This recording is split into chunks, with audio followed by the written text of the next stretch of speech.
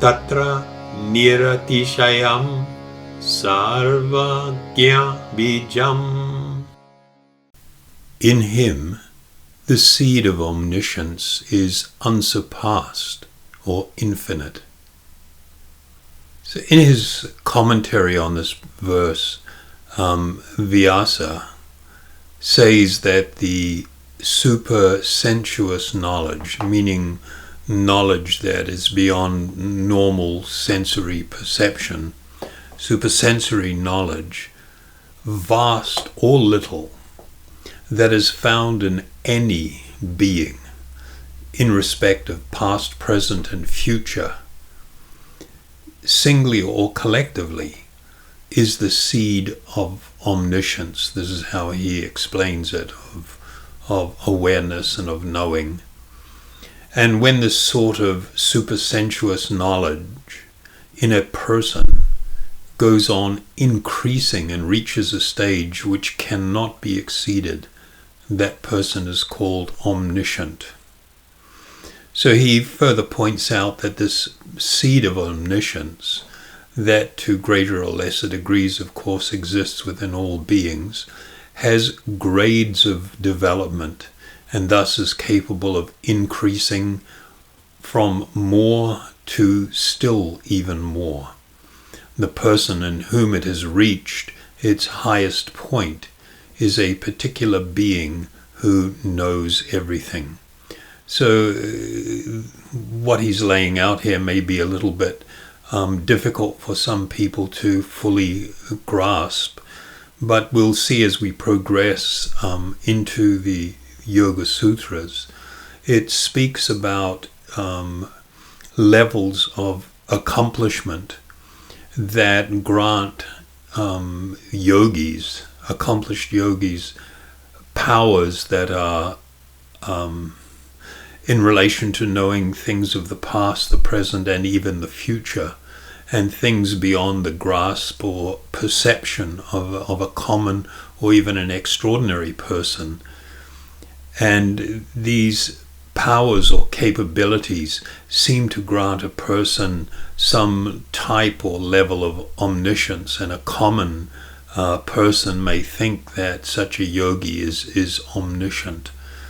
But he's making this point that when we're speaking here of Ishvara, that his omniscience supersedes all others. And it has another characteristic. This omniscience has no beginning and it has no end, and it has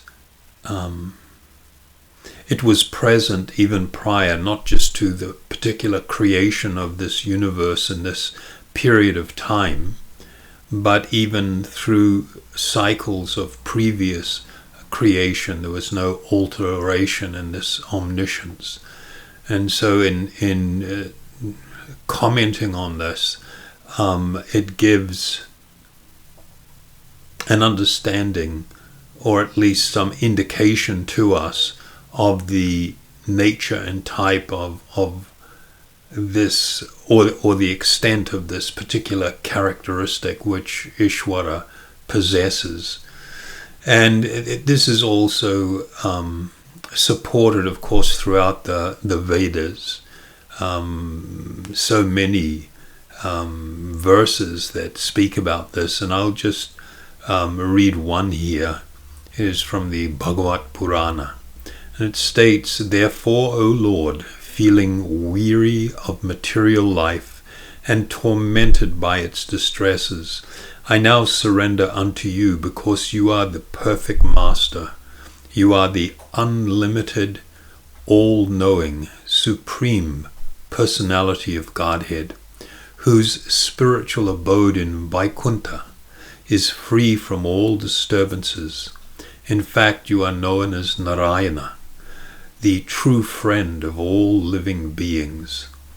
So this is a very beautiful account or description of the nature of this omniscient being, that in this particular verse, you'll see it uses sarva jnana.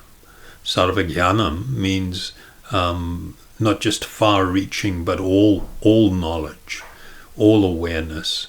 And Ishwaram, he is the Ishwara who possesses all knowledge. So we won't go any further on this particular verse. I think it is quite self-explanatory. Thank you.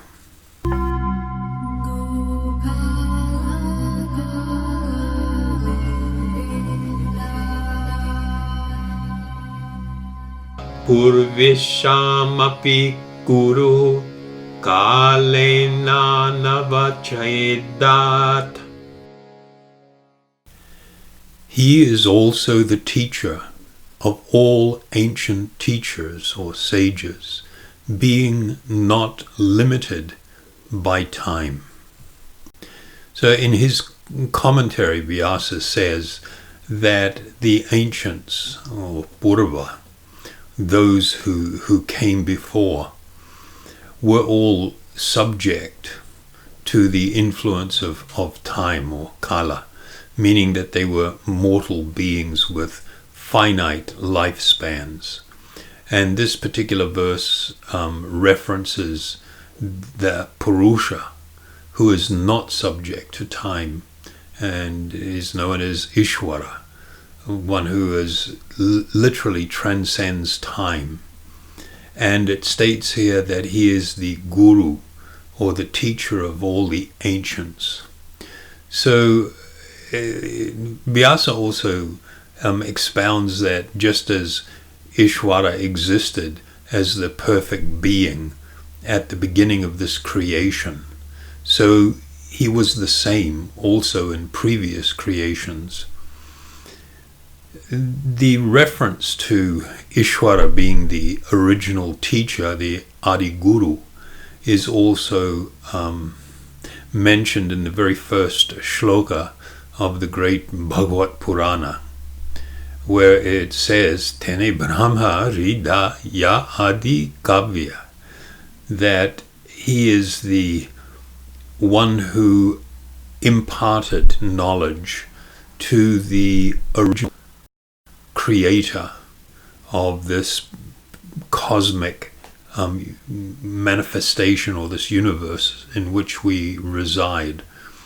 So we see a far more elaborate, or even some people might think a little esoteric explanation in the Sri Brahma Samhita, where there is a description of how the original manifested being within the universe, Brahma, who then later became responsible for creation, how he was imparted knowledge through a transcendental medium. He found himself the birthless. He's described as being birthless because he spontaneously manifested and found himself sitting upon a lotus. And finding himself in darkness sitting upon the lotus, he entered into a deep meditation. And in that meditation, he received a transcendental sound vibration. This was the Gayatri, which sprang from the divine flute of Sri Krishna, and passing through the transcendental sphere, penetrated the universe and entered Brahma's 8 ears, and because he is said to have 4 heads, and of course entered within his very heart and manifest through this process of initiation or diksha, that he became instantly realized and set about the work that was actually assigned for him. So the verse from the Brahma Samhita states, when Gayatri, the mother of the Vedas, being made manifest, that is, imparted by the divine sound of the flute of Sri Krishna, entered into the lotus mouth of Brahma, born from himself, meaning self-born, through his 8 ear holes. The lotus-born Brahma, having received the Gayatri sprung from the flute song of Sri Krishna, attained the status of the twice-born Dvija, having been initiated by the supreme primeval preceptor, Godhead himself. So the same Brahma Samhita, as well as in other parts of the Vedas, they refer to Ishvara as the Adi Purusha. We've heard a couple of verses ago that Patanjali described that amongst all Purushas, there is one Purusha who is the Purusha Vishesha. He is extraordinary, and now he is, of course, explaining the nature of this, of Ishvara. And one of the earlier references in the Vedas was to him being the Adi Purusha, the original personality. So we also have reference to this oldest person in numerous other places, and I'll just quote one from the Bhagavad Gita in the 11th chapter, in the 38th shloka. It states, "You are the original supreme personality of Godhead, the oldest." So this is Purusha Purna, the oldest, the ultimate sanctuary of this manifested cosmic world. You are the knower of everything, and you are all that is knowable. You are the supreme refuge above the material modes. O limitless form, this whole cosmic manifestation is pervaded by you. The Bhagavad Gita also has references to Ishvara, and they use the name, of course, Krishna, to describe or to name this Ishvara, that his existence is from the very beginning and preceding time.